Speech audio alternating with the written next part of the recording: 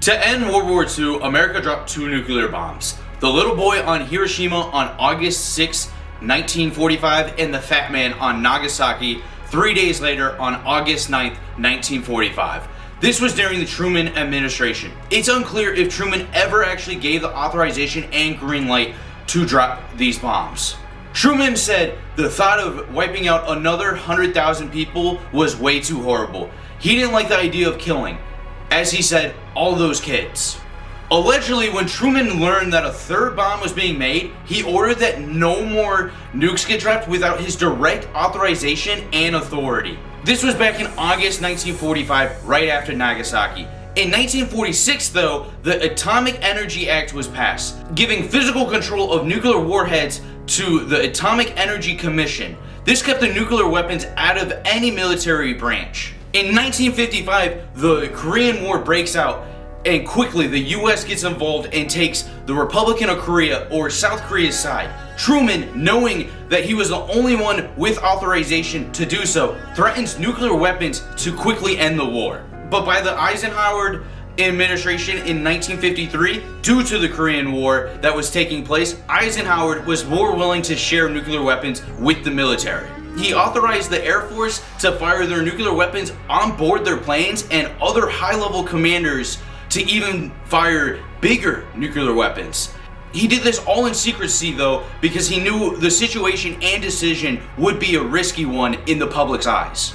1961 rolls around and John F. Kennedy becomes president. He allegedly was very surprised with lack of security surrounding nuclear weapons and quickly implemented PALs. The codes to launch a nuclear weapon are called PALs, or Permissive Action Links, in the United States and NATO. They are there to prevent the use of nuclear weapons without authorization from the United States president. This was put in place under the Kennedy administration. Robert McNeil, the then Secretary of Defense, saw the PALs installed on US-based ICBs, aka the nuclear silos that are all around the United States but mainly in the West and Midwest range.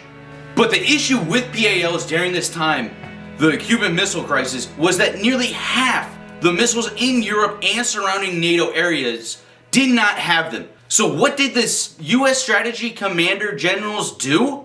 They almost immediately reset all the PAL codes to 0, 0, 0, 0, 0, 0, 0, 0. That is 8 zeros. They did this to ensure the fact that the missiles could be launched without the direct authorization of the president. Kind of a worst case scenario, but also bypasses the entire idea of the PALs and pretty much gives authority to pretty much anyone to launch a nuke.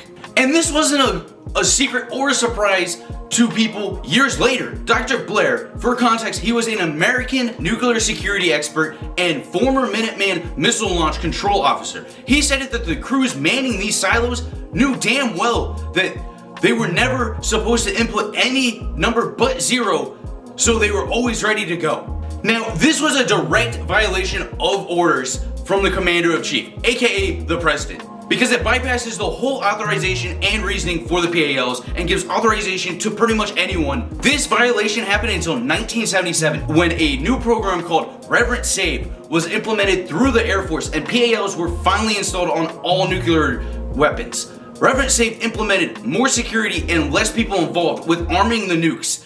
And this is when the nuclear football becomes a reality and is carried with the president wherever he goes. I assume since all these new measures have been implemented, it is now very safe and secure.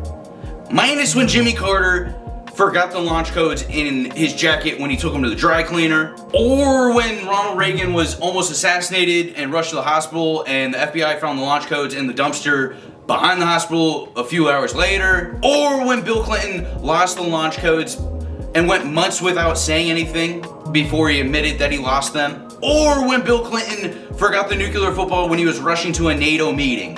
So yeah, I assume everything's pretty secure now.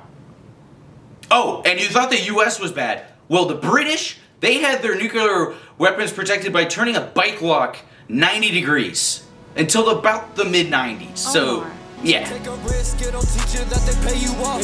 Don't be acting hard around me when you know you're soft. I've come across a lot of snakes, I know how they talk. I'm playing stupid, I'm too smart to let them pick it up.